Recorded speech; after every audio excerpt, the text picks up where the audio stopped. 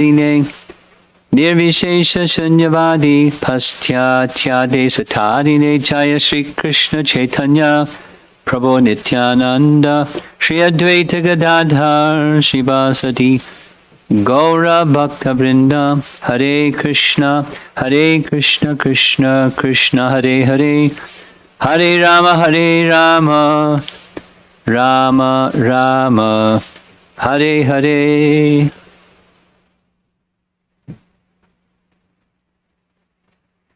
Now, many of us have been to Vrindavan many, many times. And some of us haven't been to Vrindavan yet. But for sure, we didn't go to Vrindavan this Kartik. So many devotees were encouraging, let's do a virtual visit to Vrindavan. And this is a little bit late for a virtual visit for Kartik month, but the feedback so far is visiting virtually. Of course, it's not the same, but it's very beneficial because topics about Krishna, Hari Katha, Krishna Katha, and the holy name of Krishna, because again and again when visiting the places of Govardhan, names of Krishna and Krishna's devotees have been spoken again and again, and it has a very dramatic, purifying effect. There's lots of mystery involved in Krishna's pastimes. Certainly included in that mystery is the mystery of Govardhan. We've heard many of the dimensions of that mystery, so we're going to continue and conclude this 4-part visit to Govardhan Hill, Govardhan Parikrama, and this is the final part 4. Something that was mentioned in the morning class, I'd like to show an image. Places where Rasa Leela was performed. We mentioned 3, and one that I couldn't recall the name of. There's an image, it's Sevakunj. The image is taken, or the photo is taken from the boundary wall. You can see on the lower left corner, that's the boundary wall of Sevakunj. During visiting Govardhan Hill, at the southern portion, the Punch, or the tail of Govardhan, is one place where the spring Rasa Leela occurred. And in the now Vrindavan town, Vangshivat, another celebrated place where Rasa Leela occurred, we mentioned. Nidhivan was also mentioned. That's Nidhivan, if you've been to Vrindavan, it's the area just across the street and in the vicinity of the Radharaman temple. Then this other Sevakunj is another area. And very shortly we're going to hear how Radha and Krishna perform Rasa Leela near Radha Kund Shamakund. In other words, there are many places in different times and different seasons and different moods of Rasa Leela. So here we go. The prayers of Rupa Goswami, which you'll get a copy of at the very end, or at least you'll get a link. You can download a copy if you like. Since we're followers of Rupa Goswami, Rupa Anugas, we look up to Rupa Goswami's very special regard that he has for Govardhan Hill. And as you hear the recitation or the singing of this song, or Ashtakam, just a few notes. Listen to the melody and the meter. It's very charming and heartwarming and easy to fall in love with it. I shared with another time this many times during the course of the day. Without trying, this melody will appear. I don't know the words yet, but I'm thinking by viewing this many times, I'll come to know the words and recite the words and offer prayers. But even just a melody is so charming. The mood is a mood of seeing Govardhan as a devotee. We certainly know Govardhan is Krishna himself. Krishna demonstrated that personally during the Govardhan Leela. But he's also Haridasa Bharya, or the best of the devotees of Hari at the same time. He's Hari and a devotee of Hari at the same time. Very special personality. And being a devotee, he distributes Krishna's mercy. So Rupa Goswami wants his mercy, and the mercy that he wants from him, he discloses in the final verse, if you listen carefully. He wants to become a follower of Srimati Radharani. He wants to have that same mood of love and be assisted by Govardhan to enter into that mood. A very wonderful prayer, and we're going to run through this one more time. Let us begin.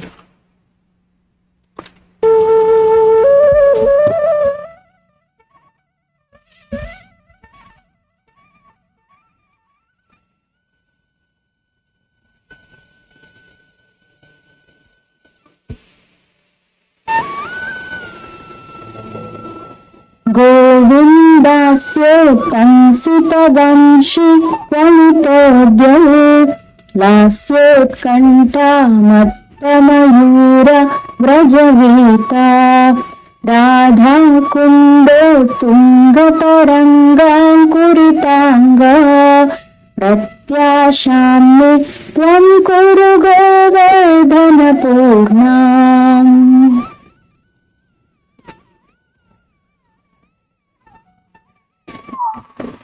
O Govardhan, surrounded by hosts of peacocks intoxicated by the desire to dance that is arising due to the enchanting melodies of the Vamsi flute, which decorates the beautiful face of Govinda.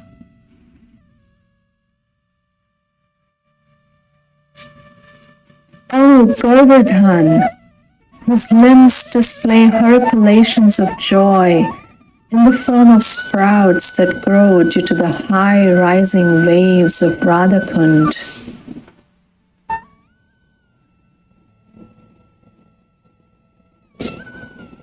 O Govardhan, please arrange the fulfillment of my desires.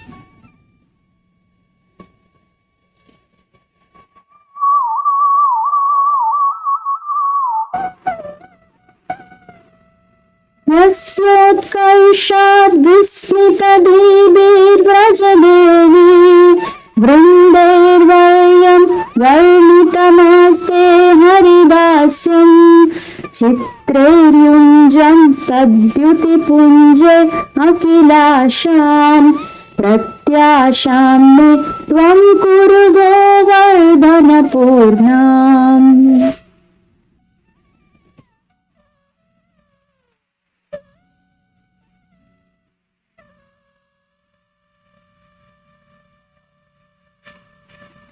You are the one whose excellence caused the astonished groups of gopis to describe you as Haridasa Varya, the greatest among servants of Hari.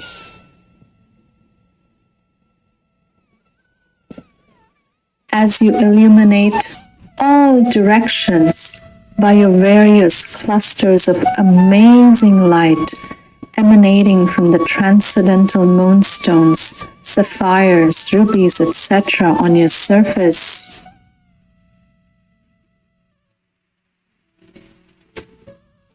O Govardhan, please arrange the fulfillment of my desires. See the image of Govardhan in the upper right.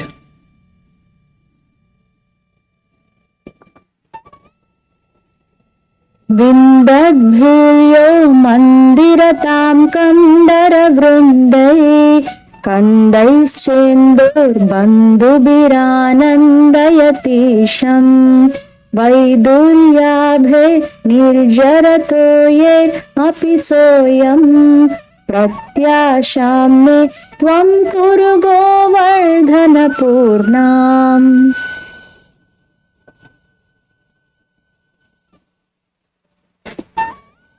You are the one who delights the Supreme Lord through various caves that resemble jewel-bedecked temple sanctums,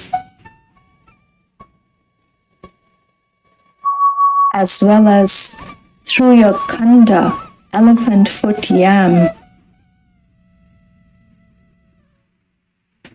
your water lilies, and also through the sparkling, clean, dark-hued waters of your waterfalls.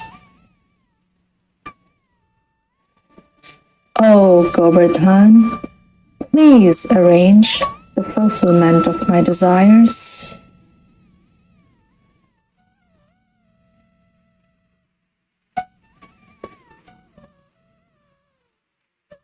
शश्वद्विश्वालङ्करणालङ्कृतिमेध्यै प्रेम्णा धौते धातुभिरुद्दीपितसानो नित्याक्रन्दत्कन्दरवेणु ध्वनिहर्षात् प्रत्याशां मे त्वं कुरु गोवर्धनपूर्णाम्.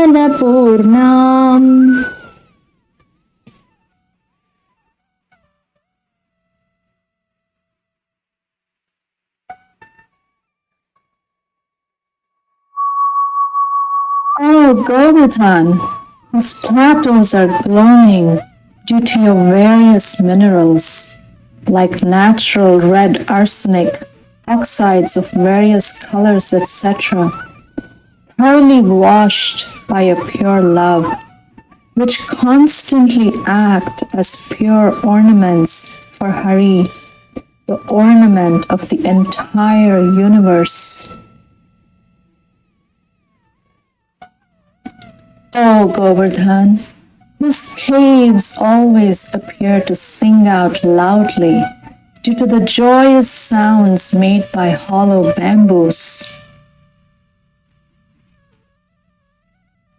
Oh, Govardhan, please arrange the fulfillment of my desires.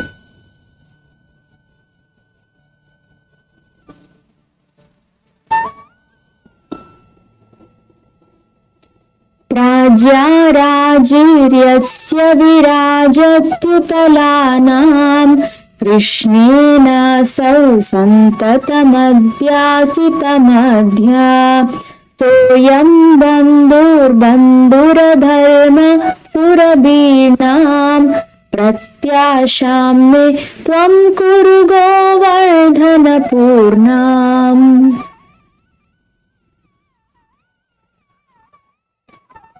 You are the one whose great multitudes of flat stones appear splendid when they're constantly used by Krishna as places for sitting.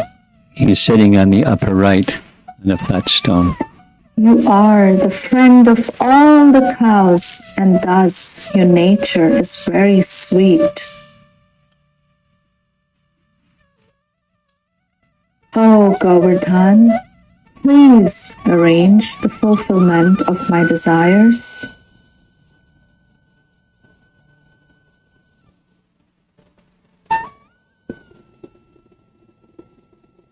निर्द्वन्द्वान संहृतिहेतुं घनवृन्दम् जित्वा जम्बारातिमसम्भावितबादम् स्वानां वैरं यः किल निर्यापितवान् स प्रत्याशां मे त्वं कुरु गोवर्धनपूर्णाम्.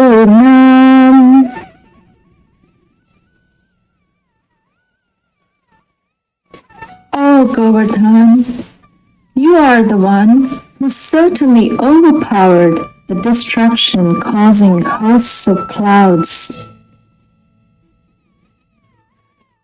Thus, having conquered the unconquerable Indra, you are the one who calmed down the burning enmity of your mountain relatives.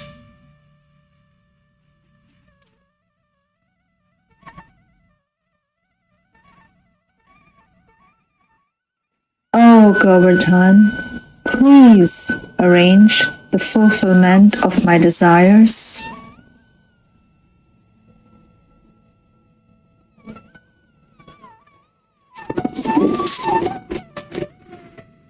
बिभ्राणोऽयं श्रीभुजदण्डोपरिधर्तुस् छत्रीभावं नामयतार्थं समकाशेत् कृष्णोपद्यं यस्य मकस्तिष्ठति सोऽयं प्रत्याशां मे त्वं कुरु गोवर्धनपूर्णाम्।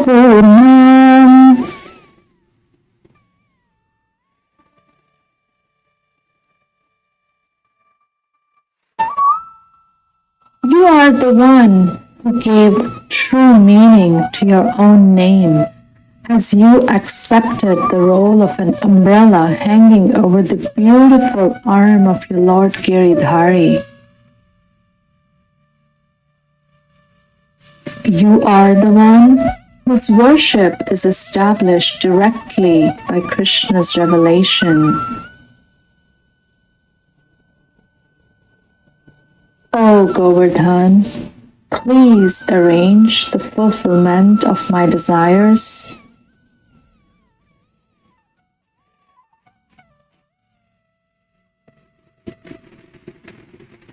गान्धर्वाय केलिकलाबान्धवकुञ्जे क्षुण्णैस्तस्य कङ्कणहारै प्रयताङ्गा रासक्रीडामण्डितयोपत्यकयाज्ञा प्रत्याशां मे त्वं कुरु गोवर्धनपूर्णाम्।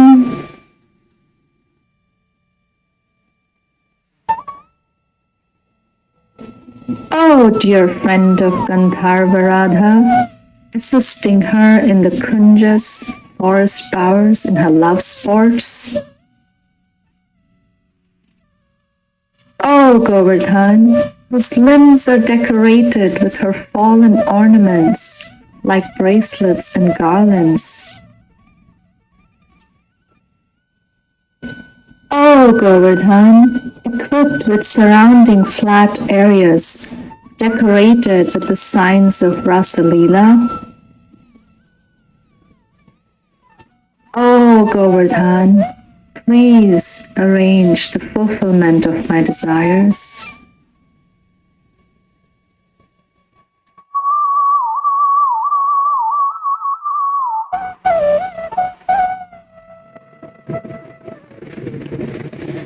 अदृश्यामि शेखरपद्याष्टकमेतत् कृष्णाम्बोध प्रेष्ठपटेद्यस्तव देहि प्रेमानन्दं तुण्डिलयं क्षिप्रममन्दं तं हर्षेण स्वीकुरुतां ते Hridayesh.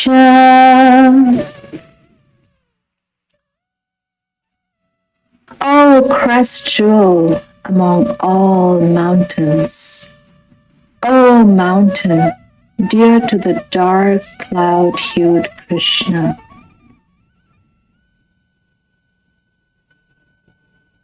may the Lord of your heart, Krishna, happily accept the living entity who studies these 8 prayers dedicated to you, while quickly nourishing his boundless joy of prema.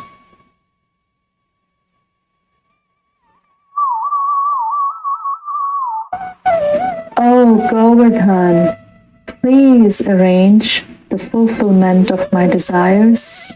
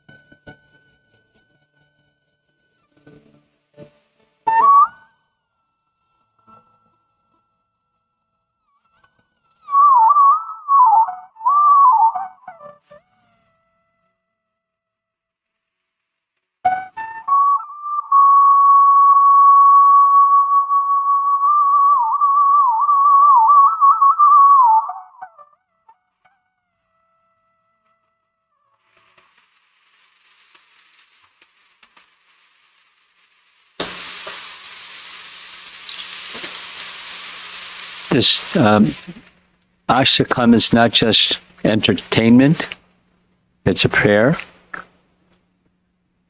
As with any devotional activity, particularly visiting holy places, a prayerful mood, inviting the mercy to enter and fill your heart is natural. And of course, the refrain is very significant. The refrain of making an appeal, in this case, Govardhan, to fulfill all desires, meaning the spiritual desires. So this is a Google map taking a look at where we were previously. At the bottom center, that's Manasi Ganga. And we came back the other side of Govardhan Hill, which you can see a little bit in the very lower left corner. But when Govardhan town starts, you no longer see the mountain. The red line indicates the path, which is going from left to right, or by compass, it's going in a northerly direction.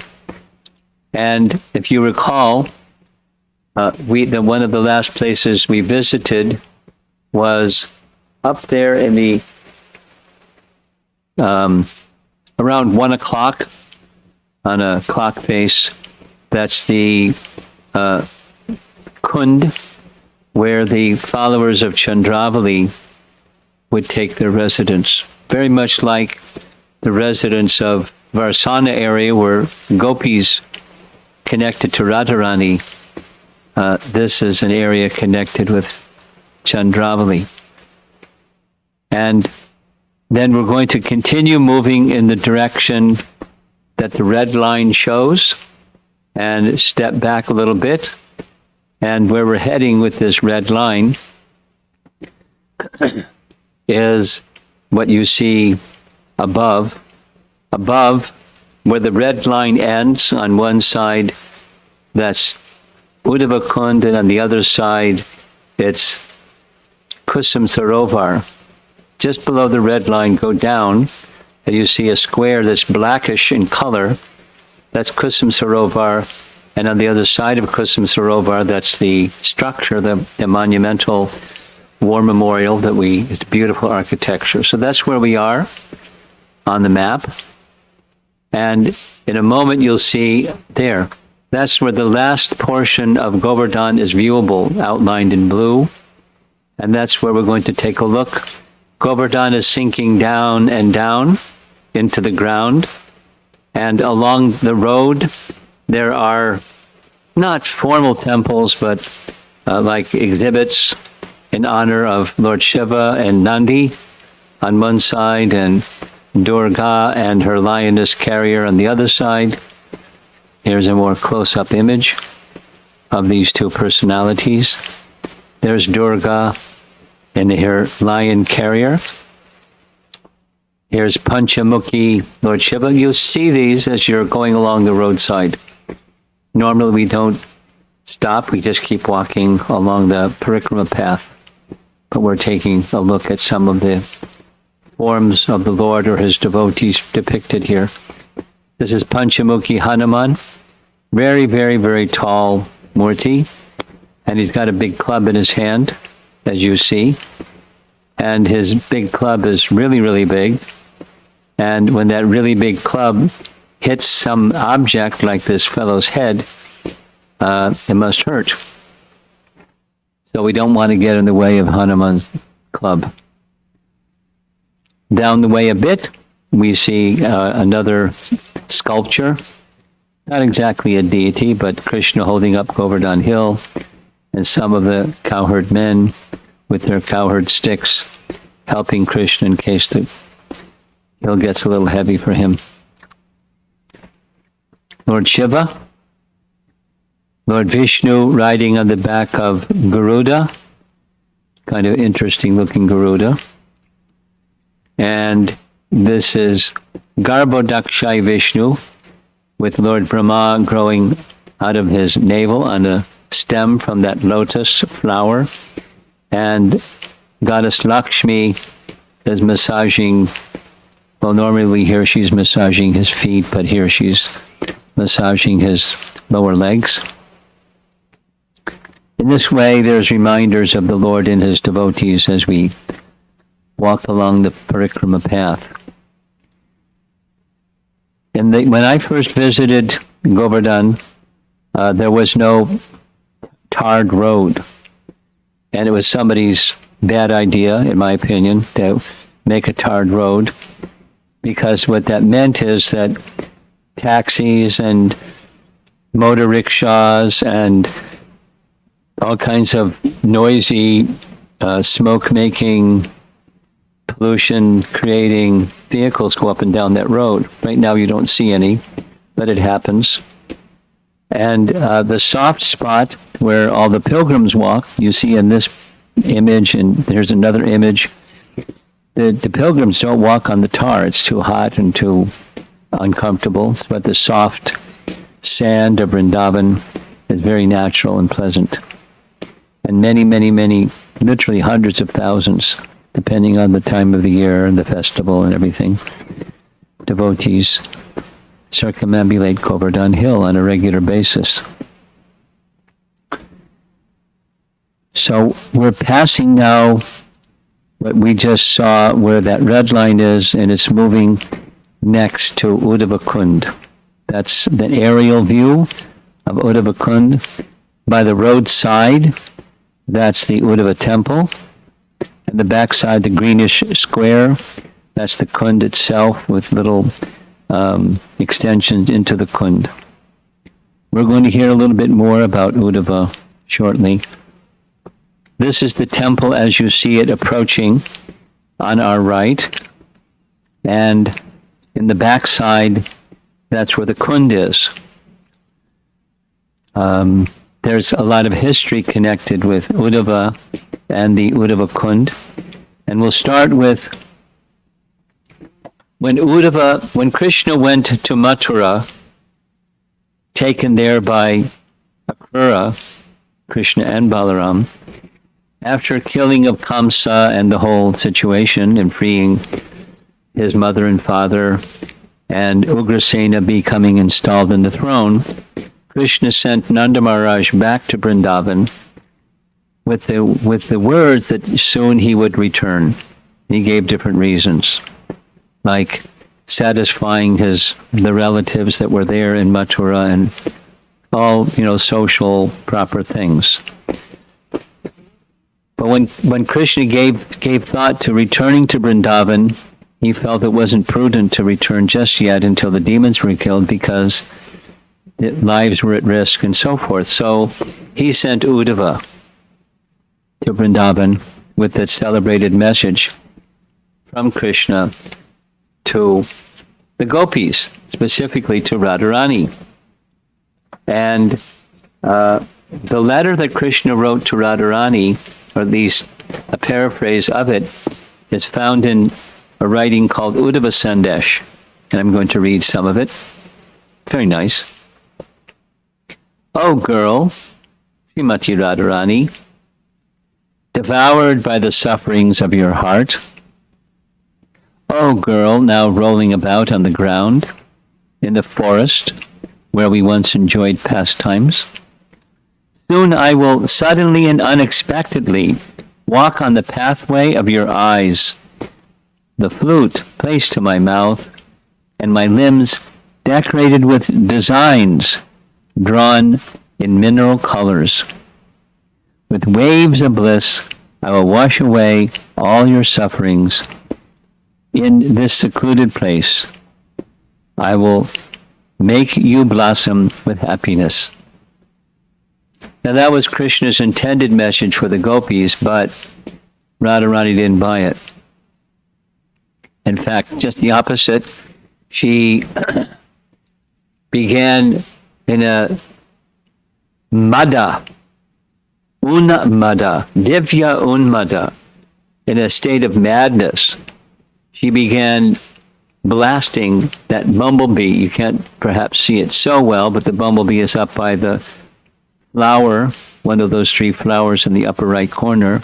And her eyes were completely fixed on the bumblebee, and her heart was completely fixed on the bumblebee and Krishna, because she was speaking to the bumblebee as if the bumblebee was Uddhava. Although Uddhava is right there in her background, she just completely lost the sense of where she was and who she was, and began speaking very, very harshly at this bumblebee, calling him the unreliable servant of an unreliable master. You're just like your master, you bumblebee. You land on the flower, drink honey as much as you like, and then you fly away and leave the flower and go to the next flower. So Krishna is just like you, or your master is just like you. She didn't say Krishna by name, but he associates with young women, he enjoys with them for some time, and then flies away. So please leave me. Don't touch my feet. You want to humble yourself before me, but I know your tricks. You're just like your tricky master. Get out of here. I want nothing to do with you. In so many ways, so many statements she made, blasting the bumblebee, which was blasting Uddhava, because he was the messenger of Krishna, and she knew that. And then all of a sudden, when the bumblebee disappeared, she took a U-turn and said, no, don't say all those things to Krishna, because I know who Krishna is. I know what he's like, but I'm completely attached to him and I can't help myself. And if you say all these things, maybe he will never come. So please don't go. Please don't repeat what I said. Like that, she was going on in madness, speaking to the bumblebee. Uddhava, meanwhile, is completely overwhelmed with the intensity of the love of the residents of Vrindavan, particularly the gopis. So he ended up not just delivering Krishna's message, but he spent a whole month giving transcendental knowledge and understandings of Krishna to the residents of Vrindavan as best he could to pacify their hearts. And after some time, he returned to Mathura and reported everything to Krishna. Now, Krishna, again, didn't come right away to Vrindavan. In fact, he went all the way to Dwarka from Mathura and stayed in Dwarka for a long, long time. Now, after Krishna's departure, we find a situation in the Srimad Bhagavatam where after the residents of Dwarka departed this world, had left the gopis unprotected. Arjuna very carefully protected them so they would have a place of well-being in Hastinapur under Maharaj Parikshit, the new king. After some time, he became the new king. And after Maharaj Parikshit became king, he had the wives, or the queens, stay with the great-grandson of Krishna, named Vajranabha. And Vajranabha, it turns out, from time to time, he would go to visit from Mathura to Vrindavan and to pay his respects to the Brijvasis, because he knew that they were in great distress, feeling Krishna's separation. And he noticed that amongst Krishna's queens, they were also in the same condition, but one amongst them, named Kalindi, she was very calm and peaceful all the time. And so he inquired, what's the secret? How are you able to remain peaceful all the time? So I'd like to read what Kalindi says. It's very edifying. It's very practical for our devotional service as well.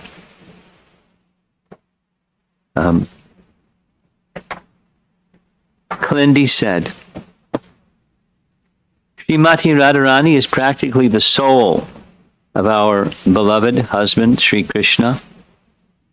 I constantly remember her and engage in her service, dedicating whatever I do at her lotus feet. and therefore no suffering can touch me.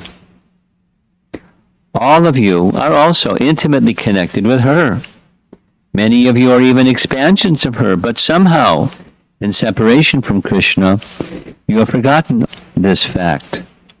And this forgetfulness has caused the pain you're feeling. A similar thing happened when Krishna left Vrindavan. The gopis became overwhelmed with their feelings of separation from Krishna, while actually they were not really separated from him. Theirs was a type of reflection of separation. And when Uddhava came and consoled them, their pain was extinguished. So now, if you are able to get Uddhava's association, you'll also rise above these feelings and become absorbed in the happiness of eternal pastimes with our beloved Lord Krishna.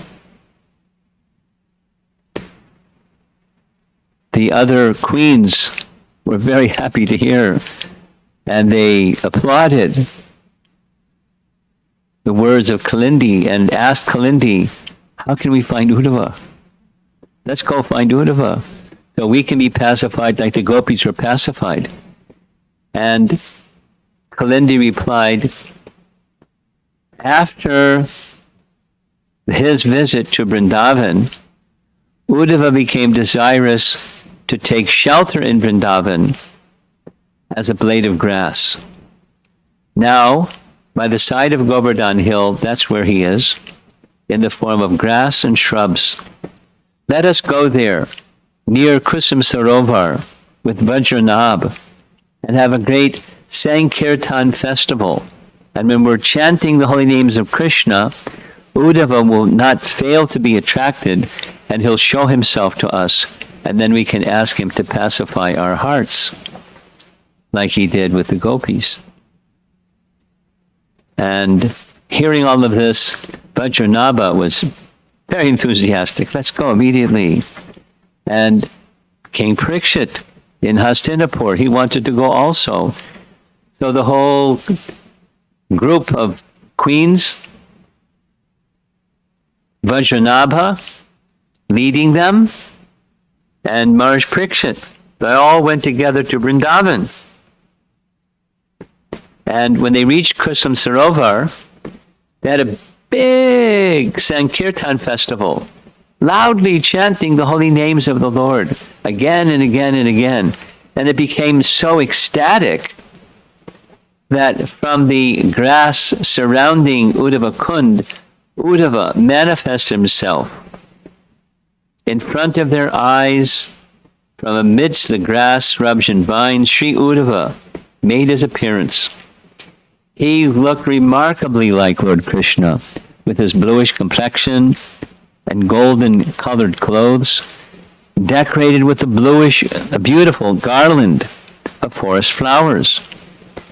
As he emerged, the beauty of the festival overflooded, just as when the moonshine falls on crystal. Everyone forgot about everything else and simply fell at his lotus feet, crying tears of ecstasy, which means Uddhava had already departed this world in his Uddhava form, and he had taken now another form as a blade of grass around Uddhava Kund. But hearing the kirtan and the ecstasy of all these wonderful devotees, he showed his Uddhava form. Uddhava then instructed Lord Krishna's queens, as well as Maharaj Parikshit and Vajranabha, on the importance of hearing Srimad Bhagavatam. Now this is taken from the Padma Purana, the Bhagavat Mahatmya section. Now there was a chronological question that came up earlier today. Padma Purana was composed before the full Srimad Bhagavatam was composed, which the Srimad Bhagavatam was composed last. So how does Padma Purana know the details of the Srimad Bhagavatam? That chronology, I don't have the answer for. I'm anticipating somebody might ask. The only thing I can consider is somehow the author, Vyas, being Trikalagya, could understand what would happen before it happened. The composition of Srimad Bhagavatam and its glories. Because there's a huge section in Padma Purana about Bhagavad Mahatmya.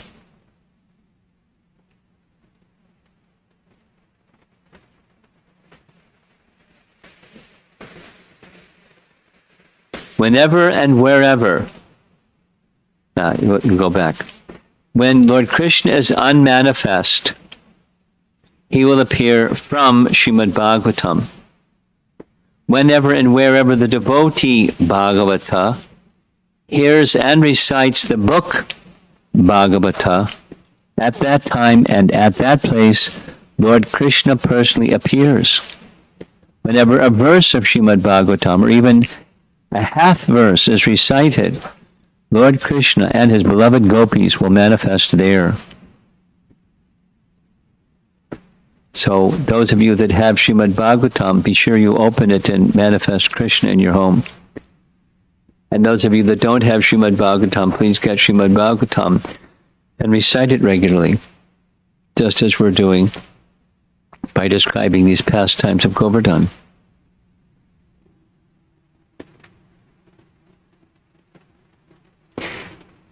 Uddhava continued. Although Krishna eternally enjoys pastimes in Vrindavan, his beloved gopis were afflicted by feelings of separation.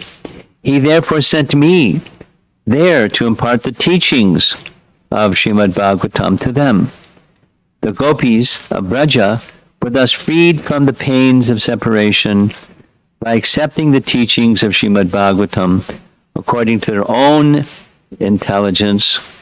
And even though I do not understand the mystery of Bhagavatam myself, still I have experienced the wonder of this great literature.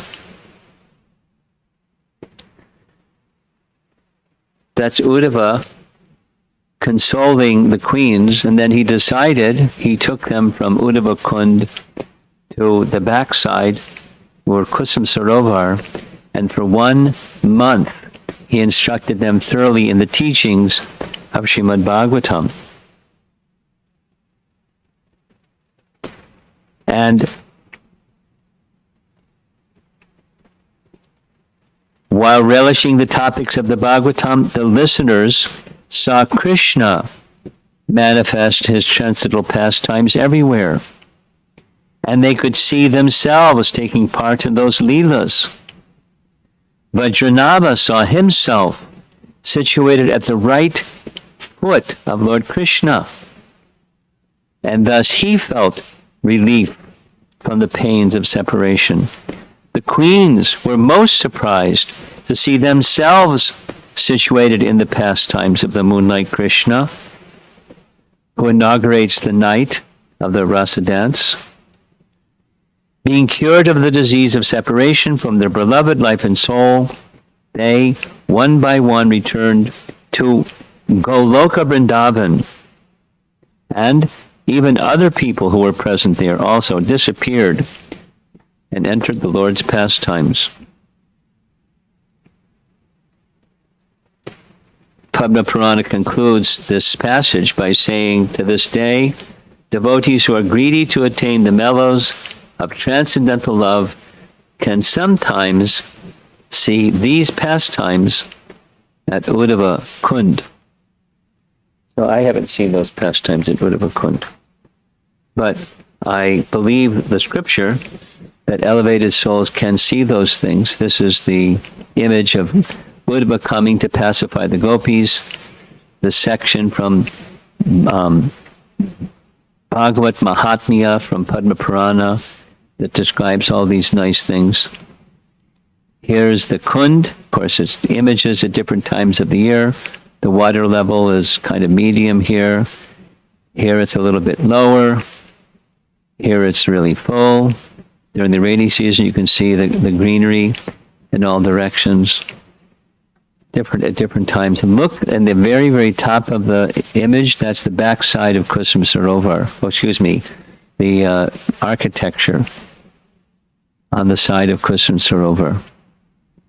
Here's some of the ISKCON devotees taking a break from their Parikrama, reading, chanting, relaxing, because it can be exhausting going around Govardhan Hill. So now, this is when the water is at a very low position. Here we're at a very, very high position and even more greenery. So that's Uddhava and here's the backside of the Kusum Sarovar architecture. And here's Giriraj Sharma. Those of you that have been there, you recognize his smiling face. He's often wearing a turban. And he's the pujari at this very small temple, with very nice deities. This is the new set of Radha Uddhava Bihari. And by their side, another altar is the old Uddhava Bihari, Radha Uddhava Bihari deities with some Shalagram Shilas at their feet. And over here, this is Uddhava himself.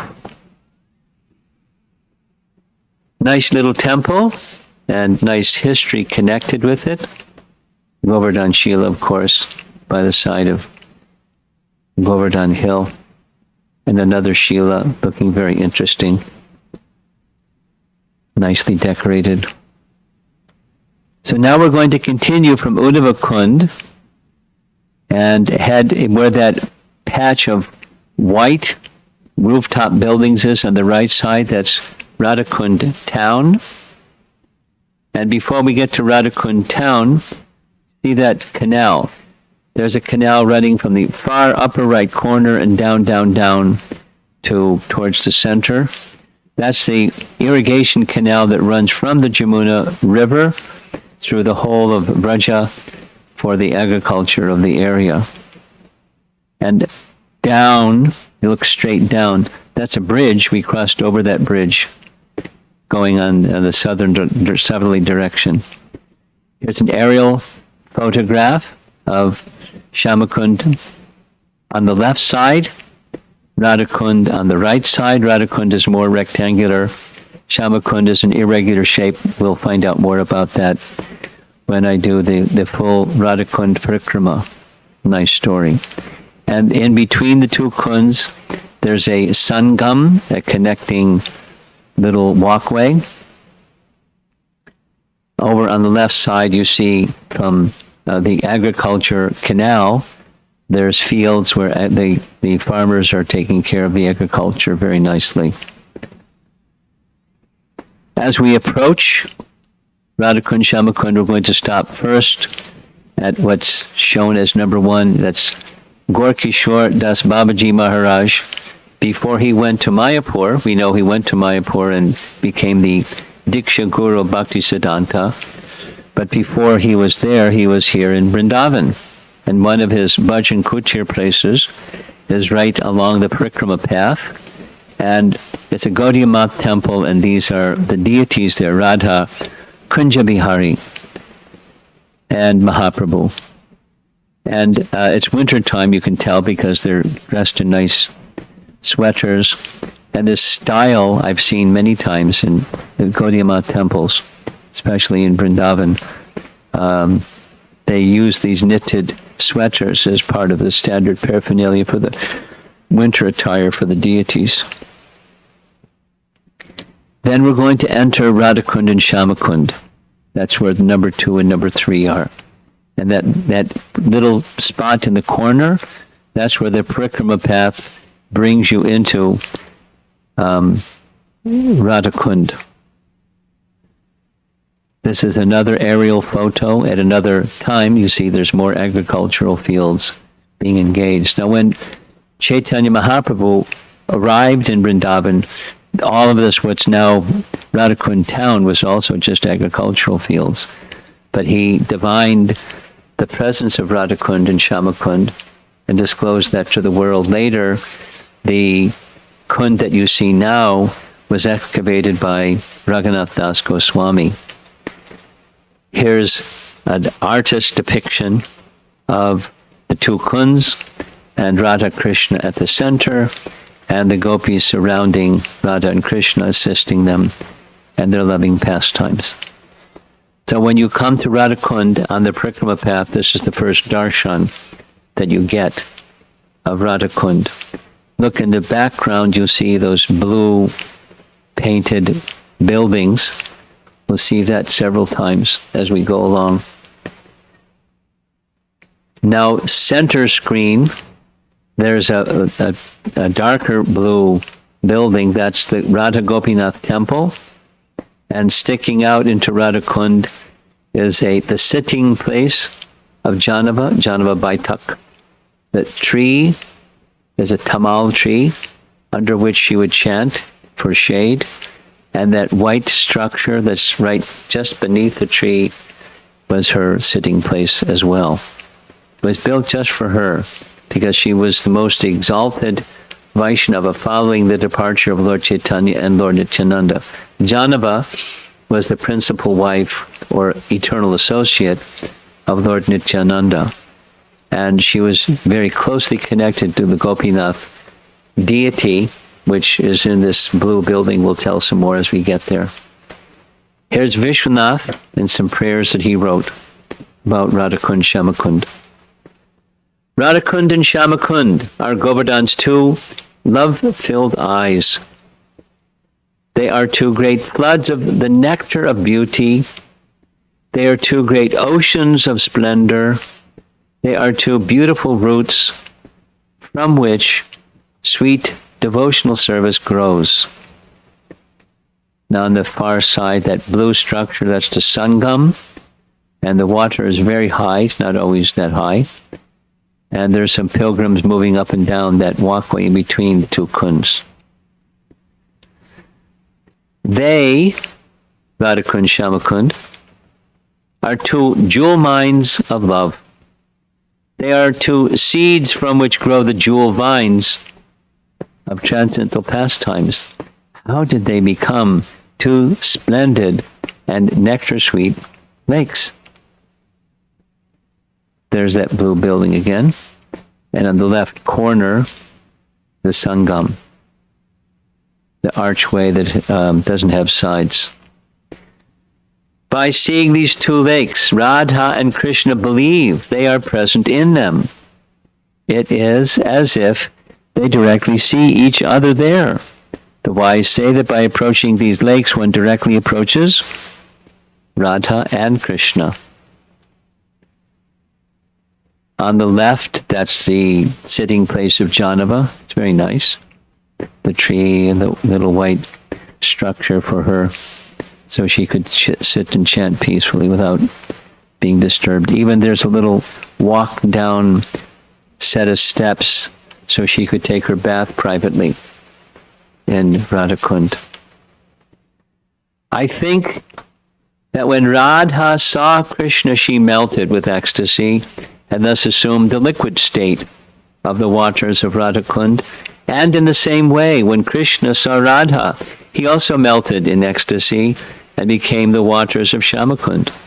In this way, these two lakes bear the names and qualities of the divine couple. There's an even closer look of the Sangam and some pilgrims there. You see in the far corner, there's a puja being done by one of the local priests. Very peaceful setting.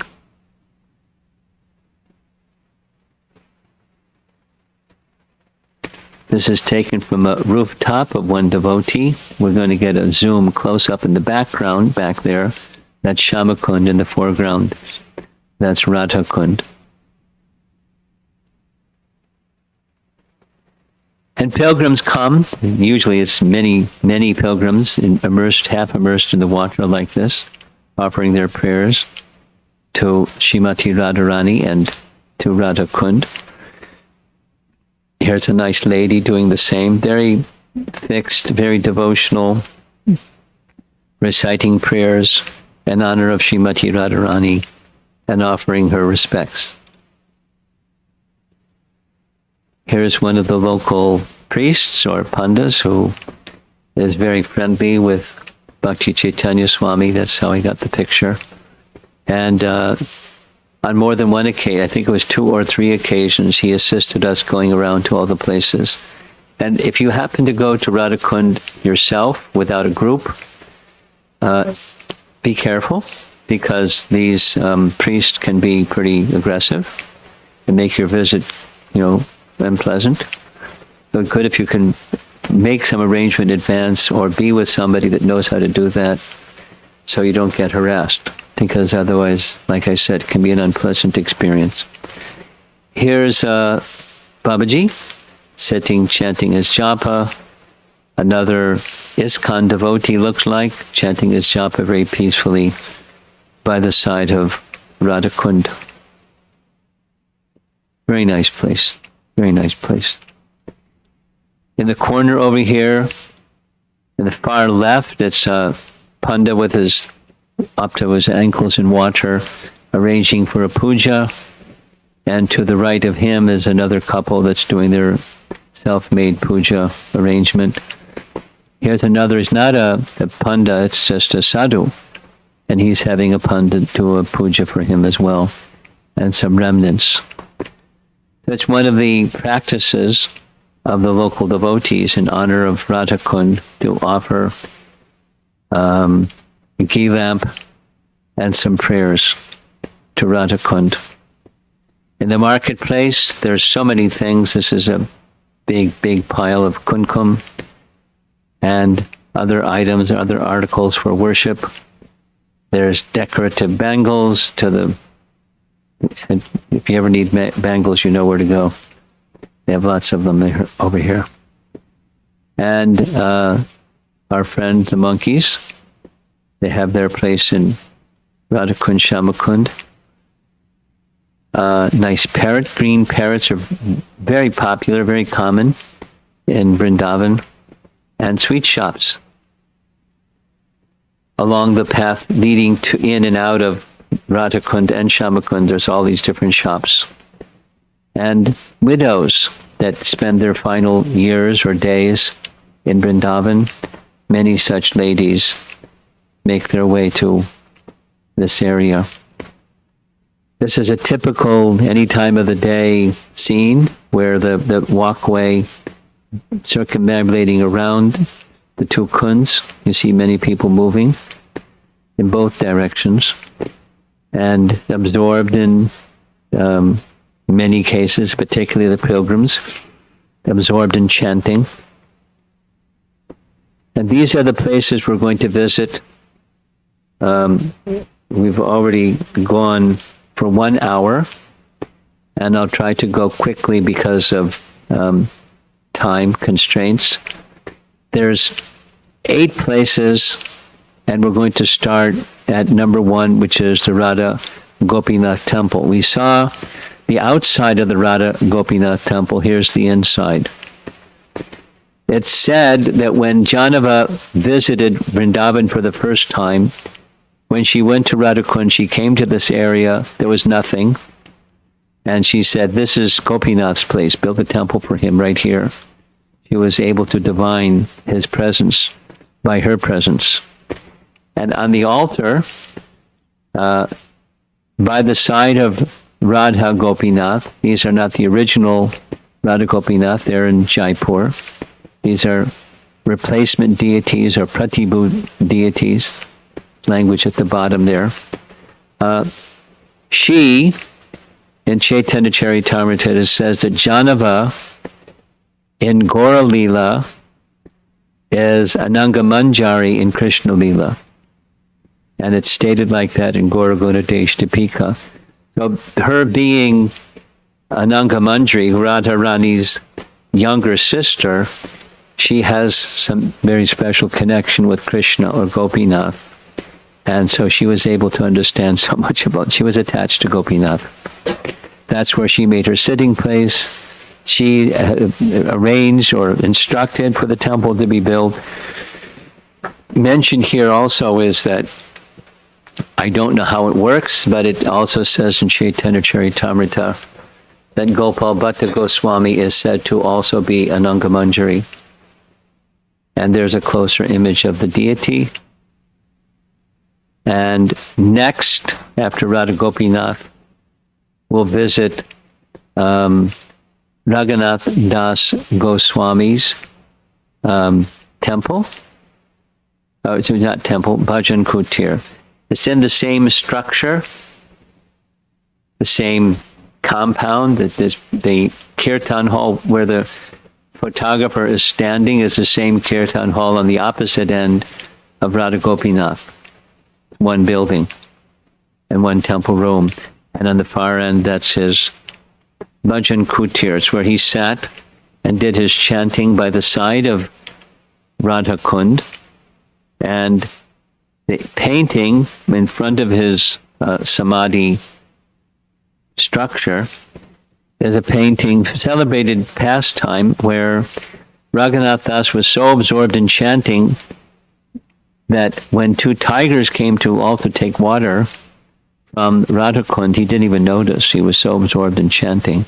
But somebody did notice in the background that Sanatan Goswami, who chastised Raghunath after the tigers left. Why don't you build a Bhajan Kutir? So eventually that was done. There's another close-up image of the two tigers drinking water.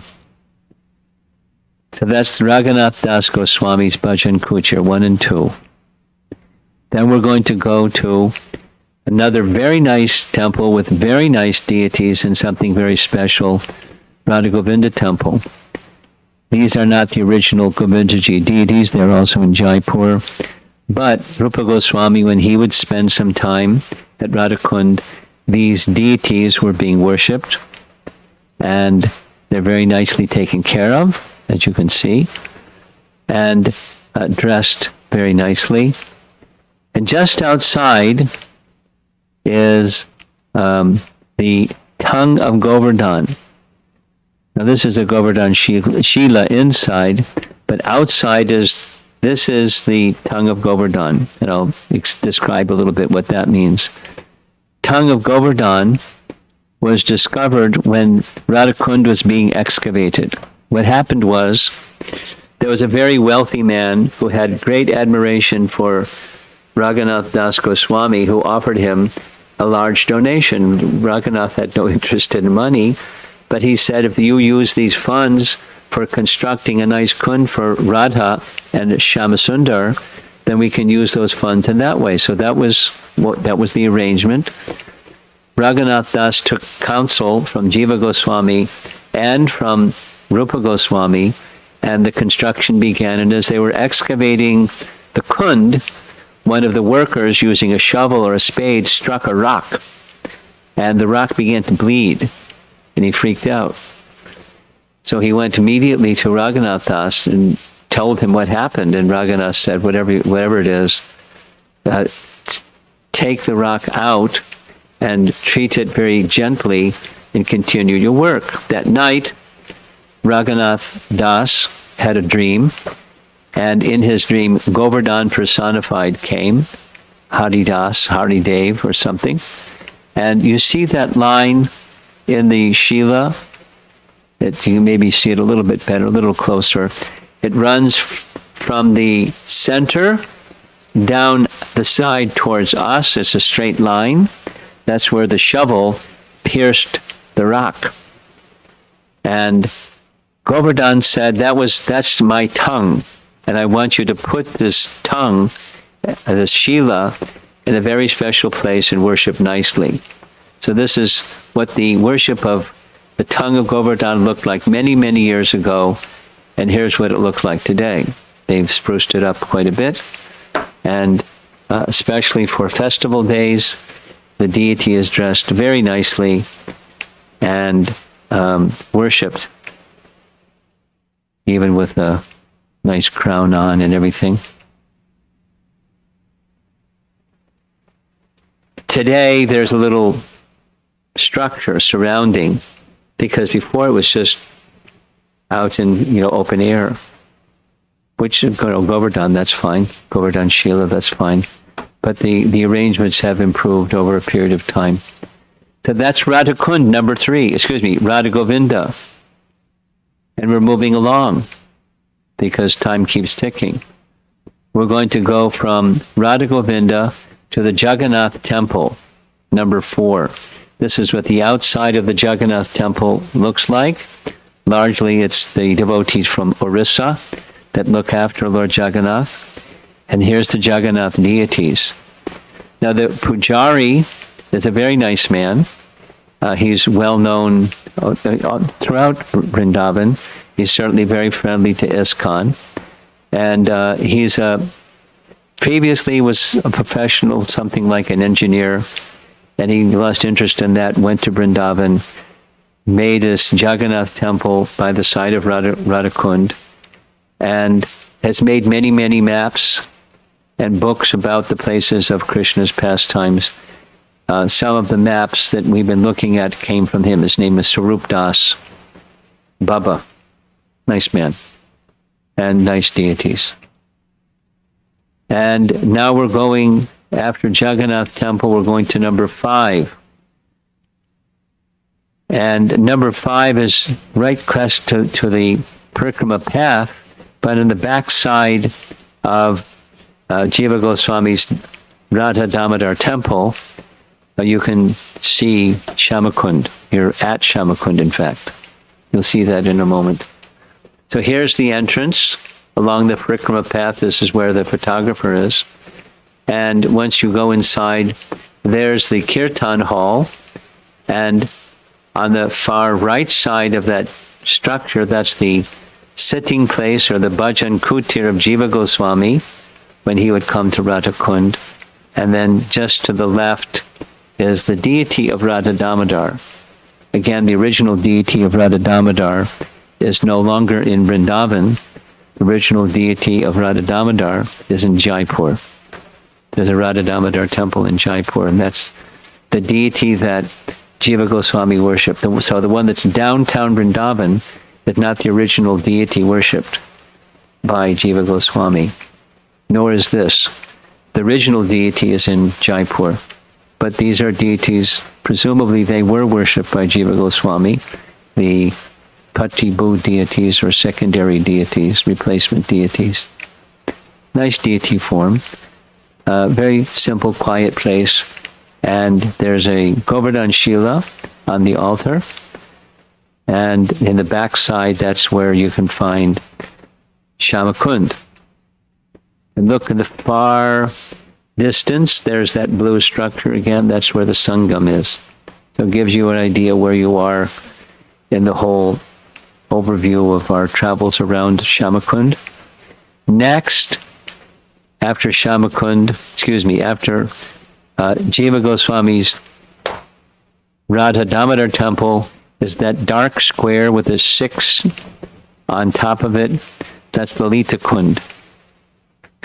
And some flooded area on the backside. So the flooded area on the backside you can see, but Lalita Kund is that front area with the boundary wall around it on the backside. There were, long ago, before my time, but it is said there were kunds for each of the principal gopis. The only one remaining is Lalita Kund. An ISKCON artist made a nice painting showing that Radha and Krishna would engage in love sports in the Kund here. And here's a nice painting of Lalita. We know it's Lalita because of the type of sari that she has with peacock feathers along the side of the sari. And as you see on the lower left, it's not an ISKCON artist, it's a local artist who made this nice painting of Lalita. And all around Govardhan, Radhakund, Shamakund, there are many persons selling japa beads and neck beads and all kinds of Tulsi bead paraphernalia. So if you ever need beads, you know where to go. There's many, many, many. And if they know that you're an ISKCON devotee, the price will double quickly or triple. So you have to be clever to figure out a way to not pay what visitors from ISKCON have to pay. A local person is best. And here's some of the samples hanging. That's Lalita Kund. And now we're almost finished our parikrama around Radhakund Shamakund. Next is the sitting place of Lord Chaitanya. Here you see the Sangam again. And leading close to the Sangam is the sitting place of Lord Chaitanya. It is said after he found Shamakund Radhakund, he sat here and chanted the holy name for quite some time. This is his sitting place, at least it is said like that. It's not very large, but it's certainly very peaceful. And very nearby, where Lord Chaitanya's sitting place is the Madan Mohan temple. It's where Sanatan, one of the places that Sanatan Goswami spent time. When he was at Radhakund, it was here. And inside, behind this gate, is his sitting place, or Bhajan Kutir, where he would sit and perform his chanting of the holy name. And to the side, to the right side of his sitting place, or to our right side, is the deity of Radha, Madan Mohan, and Lalita and Vishaka on either side. So there's a little closer picture. Here's a really close-up picture of Madan Mohan, and the Shalagram Shilas down below. And nice pastimes took place here, which we're not going to do now because of time. But if Krishna permits, we will have a visit to Radhakund in detail, and we'll tell some of those nice pastimes. So there we are, back to the Sangam, and you see the local devotees enjoying association with one another at that place. And there again, in front of us, is the sitting place of Janava. The season is different, so the tree isn't so full of foliage, but you can get an idea of how far out into Radhakund it juts. And here's some prayers spoken by Lord Chaitanya about these places. Of all the gopis, Radharani is the dearmost. Similarly, the lake known as Radha Kund is very dear to the Lord, because it is very dear to Srimati Radharani. Just as Srimati Radharani is most dear to Lord Krishna, so her lake, known as Radhakund, is also very dear to him. Of all the gopis, Srimati Radharani is certainly the most beloved. In that lake, Lord Krishna and Srimati Radharani used to sport daily in the water and have rasa dance on the bank. So there's a fifth rasa dance location. Indeed, Lord Krishna gives ecstatic love like that of Srimati Radharani to whoever bathes in that lake, even once in his or her lifetime. One more. The attraction of Radhakund is as sweet as that of Srimati Radharani. Similarly, the glories of the Kund are as great as Srimati Radharani's. Who within this world can describe the glories and sweetness of Sri Radhakund? This is the words of Chaitanya Mahaprabhu. And look at this lucky fellow. He's swimming around 24/7, his whole lifetime in Radhakund. But better for us if we get a human form of life, because we can chant and dance and take Krishna Prasadam and introduce other spirit souls to Krishna's message. But he's a very fortunate living entity to be swimming in Radhakund his whole lifetime. Back home, back to Godhead, right? So follow the red line. We're almost done. The red line will take us back to where we started the first day, and that's Kusum Sarovar. Notice, kind of running up and down towards the far left side, that's the canal. We're going to cross the canal again, and then get to Yugal Sarup Temple. That's number 2. And Radha, and Kusum Sarovar, that's that black square on the left side of the screen. There's the canal. Here's a pilgrim doing Dandabat's Parikrama. Very austere, but surely purifying. And here's the Radha Kanta Yugal Sarup Temple. You don't probably recognize it from an aerial photograph. Here's what it looked like from the front. And I've never been inside this place, but the photographer has, And he's introducing us to the head pujari, whose name is Yasoda Nandana Das. And it turns out he's a disciple of Jayapataka Maharaj. And very friendly and very hospitable, naturally so. And here's the main deity in that temple, Radhakanta Yugala Swarup deities. And notice in the lower right-hand side, it looks like Radha Madhava from Mayapur, huh? And we're nearly done now because we've completed our Parikrama. We're heading back to Kusum Sarovar. That's where that number 1 is. Then the memorial or architectural structure number 2, the Uddhava temple, Banbihari temple by the roadside, and back on the back side, that's Ratnakund. So that's it for our Govardhan Parikrama. And it's only been 1 hour and 20 minutes for this session number 4. We didn't have to walk anywhere. We just clicked a few buttons and moved on to the next place. But Bhadra can tell you what it's like doing the Brajmandal Parikrama for a whole month. And it's a lot different than a virtual tour. But we did it. We completed circumambulation of Govardhan Hill and heard the glories of some of the places at Govardhan Hill. And we now have some time for some discussions, if any of the devotees. So would you like to moderate and facilitate calling on people? Shamohini? Hare Krishna Maharaj. Yes, thank you so much. First of all, I want to let everybody know that I will be sharing the link with after the during the questions and answers.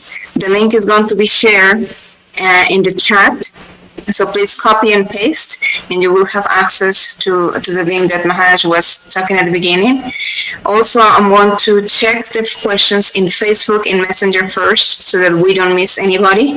And then I will come back to Zoom. Please raise your hand and enable your videos so it's going to be you will be easily accessible. Will that be okay, Maharaj? Sure. The link is to the Govardhan Astaka prayer, by the way. Yes. So I'm actually sharing it as we speak.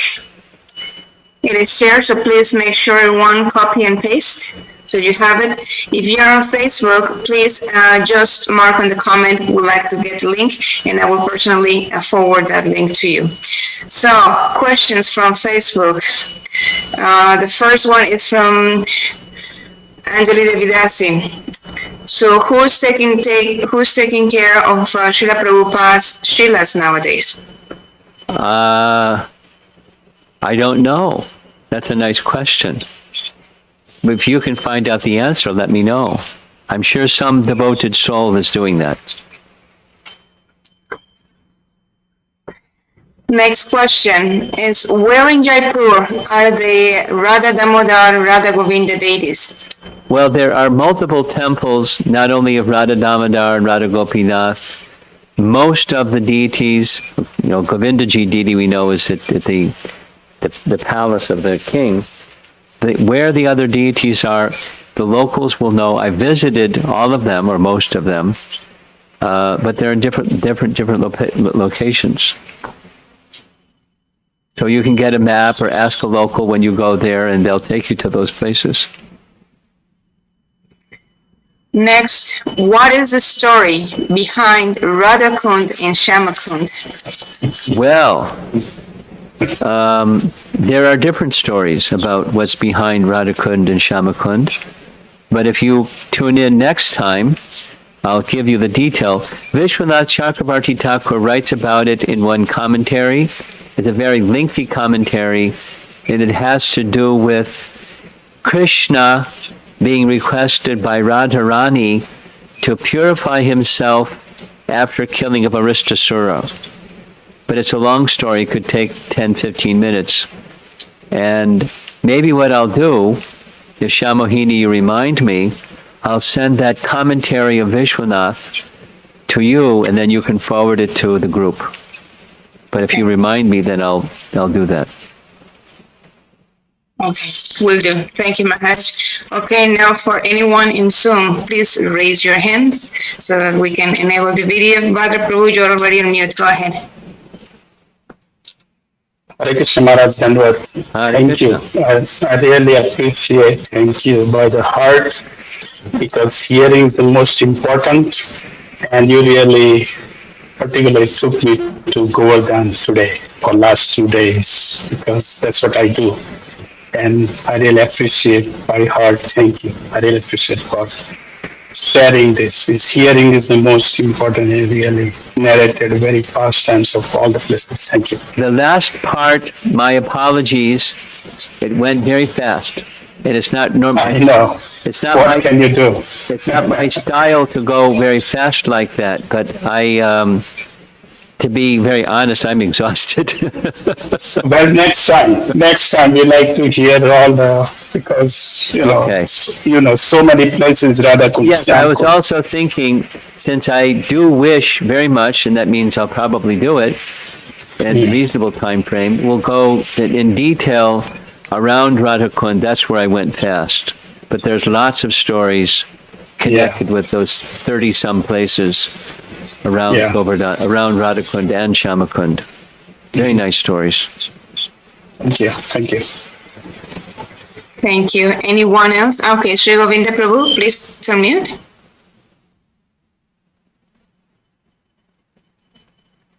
Hare Krishna Maharaj, it was just a compliment. Thank you so much for the wonderful. You got to speak a little louder, okay? Closer to Thank the you so much. microphone. That's better. Closer to the microphone is better. Thank you so much, Maharaj, for the wonderful virtual Govardhan Parikrama with all the details. It was such a nice experience. Thank It you. was as if being in Vrindavan doing the Govardhan Parikrama. And special thanks to Bhakti Chaitanya showing Maharaj's pictures, because it made it real nice and wonderful, just as a real experience. So, heartfelt thanks to both of you. Hare Krishna.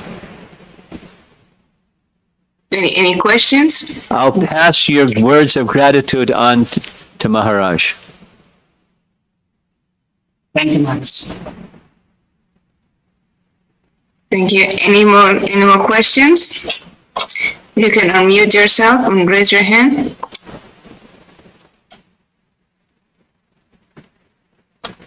I see something in the chat box. Yeah, that was actually Sri Govinda Prabhu, so Okay. he was able to talk to you. Okay. So we don't see anybody here Okay, right we now. have some of our local devotees. Shatarupa. We have some of our local devotees here, most likely wanting to raise questions. So they're a very active group with lots of questions usually. This is from Krishna Archana Mataji. May I kindly know if ISKCON devotees can take a bath in Radhakund and Shamakund? This is from, not Krishna Archana Mataji, sorry. This is Krishna Mohini Mataji. Okay. There's no policy, take a bath, don't take a bath. There, historically, when Prabhupada first visited Vrindavan and took the devotees around Govardhan Hill, the young American devotees, not knowing any better, started playing water sports in the Radhakund, and Prabhupada was very disturbed, and he ordered no more bathing in Radhakund. Some years passed, and then more petitions and appeals to Prabhupada to take bath, and then he gave the following instruction: only if you are very respectful and peaceful, something to that effect. So I would say, now going forward in time, take permission from your spiritual master before attempting to bathe in Radhakund or Shamakund. And if you get permission, then do so very calmly and peacefully and reverentially, because it's the most sacred place in the universe.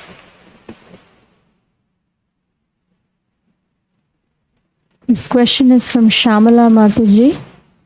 The question is, what is the significance of taking birth in Govardhan specifically? The significance of taking birth in Govardhan specifically is you get Govardhan Prasad, the mercy of Haridas Varya. So that's the significance. This is from Shri Radhika Mataji. Your comprehensive and immersive parikrama gives me a greater appreciation for what treasure Srila Prabhupada left behind, Yeah. impelled by his deep empathy for us. Who would have never known Govardhan or Radha and Shamakund had he chosen to continue to stay in this transcendental dham instead of venturing into the land of the free and home of the brave. Similarly, your empathy at the cost of your own exhaustion is heart softening. Hare Krishna. Prabhupada's mercy is our life and soul. Or without life and soul, where would we be? We would be dead bodies.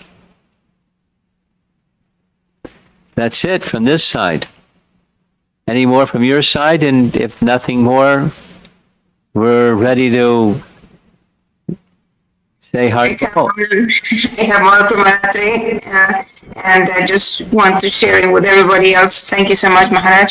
We are looking forward to have you with the Radhakund and Shamakund series and everything else. We were just glued, Kanapurets and the other bigger screen watching. We are just fascinated. Now we remember how many things we missed just when you are around, and now we have a cheat sheet that we can go and take advantage of that. Thank you so much. Next time you make a visit to Vrindavan, I'm sure the experience will be deeper and more profound, and you'll be looking forward to it even more so in preparation. That's what's going to happen. Yes, yes. So I have more from 3. Please go ahead. Hare Krishna. Thank you so much. Hare Krishna.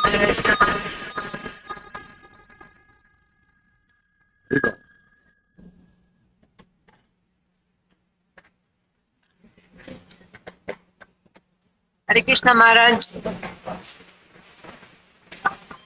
Can we cut the whole thing? It's okay. We cannot see you, but we can hear you. Okay. We're finished anyways.